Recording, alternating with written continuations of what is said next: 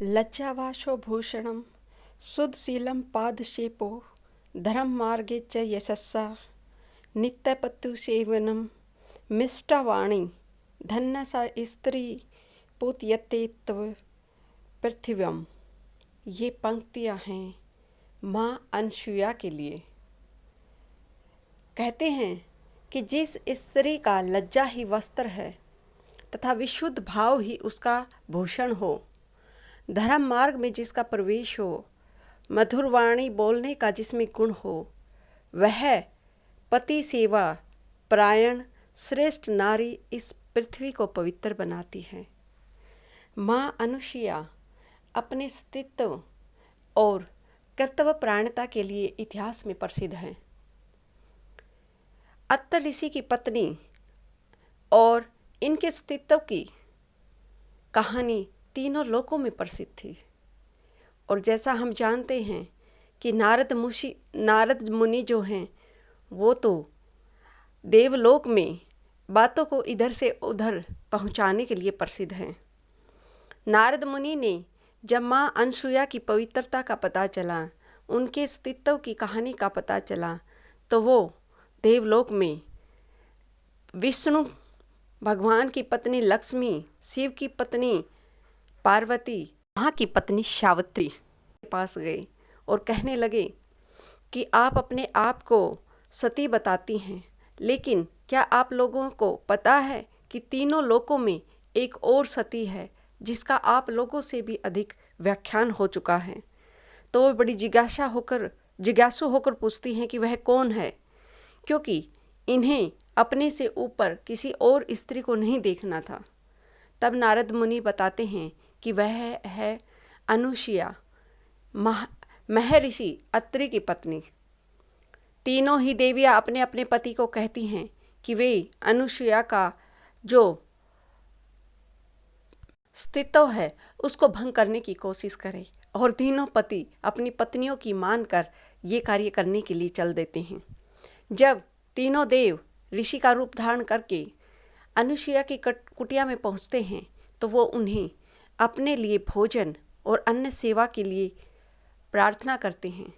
अनुसुईया उनकी बात मानती है और निस्वार्थ भाव से अतिथि का सत्कार करने में लग जाती हैं।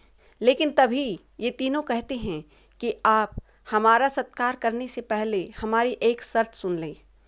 अनुसुईया कहती है कि अगर आप मुझे मेरे प्राणों की आहुति मांगकर भी सत्कार करवाना चाहेंगे तो मैं उसके लिए तैयार हूँ।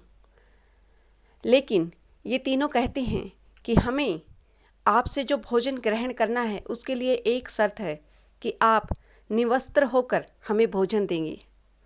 जब माँ अनुसुईया को ये पता चला तो उन्हें गुस्सा भी आया, परंतु वे एकांत में जाकर जब ध्यान मगन बैठी और उन्होंने इस पूरी बात को पता किया, उन्होंने कहा, अगर मेरे पतिव्रता होने में जरा सा भी कोई शक हो तो मेरा मोह भंग हो जाए और मुझे कुछ ना पता चले।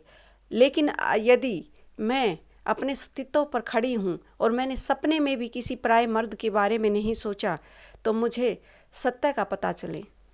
तो अनुसुईया को पता चलता है कि ये तो तीनों देव हैं जो माँ अनुसुईया की परीक्षा लेने आए हैं। माँ अनुसुईया जाती है और उन्हें कहती है कि मैं आपका सत्कार जरूर करूँगी।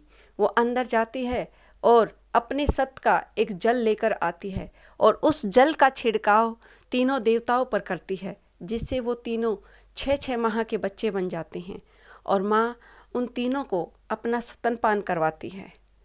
ये तीनों बच्चे माँ के घर पर पल बढ़ रहे थे। तभी महाराज महर्षि अत्रि पहुँचते हैं। वो पूछते हैं कि ये 3 बच्चे कहाँ से आए। माँ अनुसुईया उन्हें पूरी कहानी बताती है और कहती है कि तीनों आपके बच्चे हैं। लेकिन दूसरी तरफ तीनों देवियाँ अपने पतियों के लौट कर न आने पर बड़ी चिंतित थी।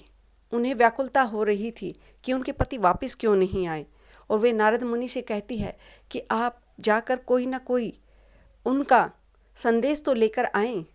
जब नारद मुनि जाते हैं तो देखते हैं कि तीनों देव माँ अनुसुईया के बच्चे बने हुए हैं, उसकी गोदी में खेल रहे हैं, और वो जाकर तीनों देवियों को तीनों देवताओं की कहानी बताते हैं। तीनों देवियों को अपने अहंकार और घमंड पर शर्म महसूस हुई और वे तीनों माँ अनसुया के पास गई और उनसे माफ़ी मांगी कि उनसे बड़ी गलती होगी कि उन्होंने उनके अस्तित्व को प्रमाण की आधार पर तोलने की कोशिश की। यह एक बड़ी भूल थी। माँ अनसुया तो एक स्त्री थी और वो किसी का भी दिल नहीं दुखाना चाहती थी, इसलिए उन्होंने तीनों बच्चों को पुनः देवताओं के रूप में परिवर्तित कर दिया और उनका आदर सत्कार किया। माँ अनसुया ने तीनों देवताओं से एक वरदान मांगा कि वे भविष्य में माँ के बच्चे बनकर पैदा हों, और तीनों ही देवताओं ने माँ को ये वरदान दिया। माँ अनसुया जैसी महान त्यागी महिलाएं भारत की संस्कृति में हुई हैं। इन रत्नों को हमें संजोने की ज़रूरत है। आई होप माँ अनसुया की ये स्टोरी आपको ज़रूर पसंद आई होगी। And thanks for listening to me.